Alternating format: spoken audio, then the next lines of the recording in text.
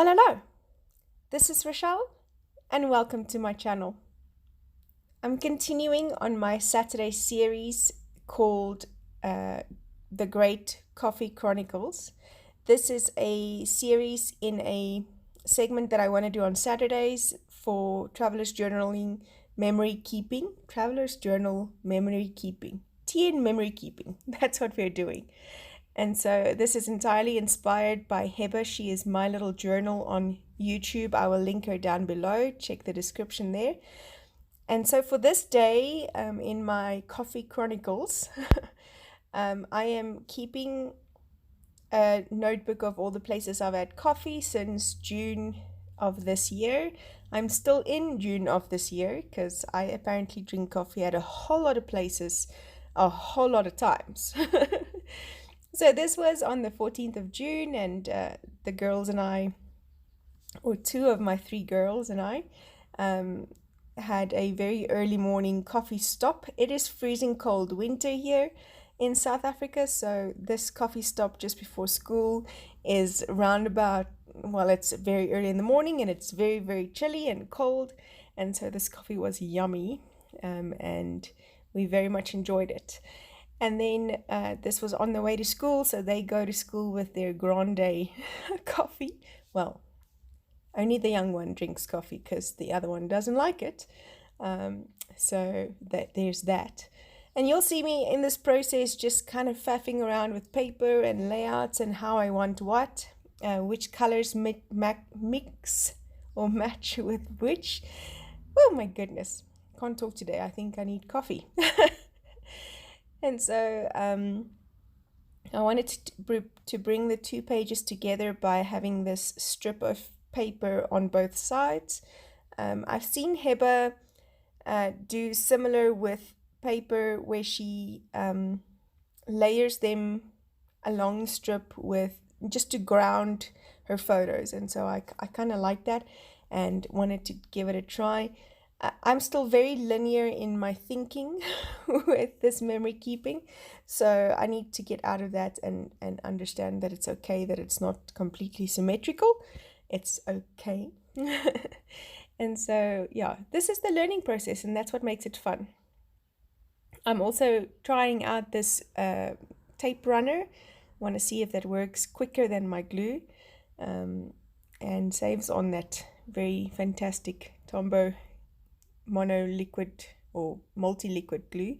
So I'm just using the tape runner in places where there are fine details. I'm still using the glue because I really want it to stick. I don't want it to come up later on in time.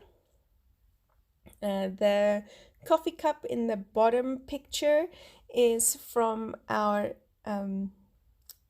my youngest and I have very little time together in the sense of activities. She's very busy. She's always at some or other activity, and so this happened to be a particular day where her and I had a minute when the other kids had activities, and we were driving and quickly stopped for a cup, and I wanted to document that. It is at a place called Her Annie's, which is a local craft store here in Pretoria, and many people go into that craft store and don't know about the coffee shop at the top. The coffee shop at the top is fantastic. So next time you go up the stairs and go have yourself some coffee. My kids always also love they have very nice cakes and just all kinds of yummy goodness in that store. And so we had coffee and Ruth had cake that day. I did not, but I wanted to document my coffee, and so this particular picture is just of the coffee in Her Annie's. Now you'll see that for my background I used a paper with some scripty writing on it, and so when I journal I'm going to also journal with script as opposed to block letters, just to tie it all together. My script is not my best talent, definitely not, and so I kind of regretted it in the end. But here's my thing about my handwriting. I don't mind putting my handwriting in my journals not because I think it's great, but because I want my children to recognize it when they go through my journals, that it is my handwriting. I would very much like a typewriter and also type out all the prettiness on my journal pages. But for now, this is what I'm doing. I'm writing out my journaling in my own handwriting. This, obviously, because it's script, isn't entirely my own handwriting, but it's still handwritten, and the kids will be able to recognize it one day when they're grown and they go through my coffee chronicles. I'm going to use the Faber Castell S nib to write the scripty fonts, and then the C nib, which is a calligraphy or a chisel nib that is used in calligraphy. This is also a Pit Artist pen by Faber Castell. I love my Faber Castell products, and my title for this page then is Coffee O'Clock, because this was 2 times during the day where we had coffee, and yeah, every hour is coffee o'clock in my house.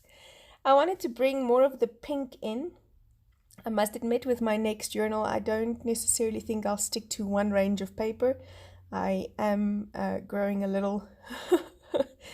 it feels like it's a lot the same, so I'm going to be bringing variety into the next journal that I'll start. I just don't have that many variety of paper. This was a gift from a retreat that we had, so that's why I had this paper. I will have to go get some and make a plan.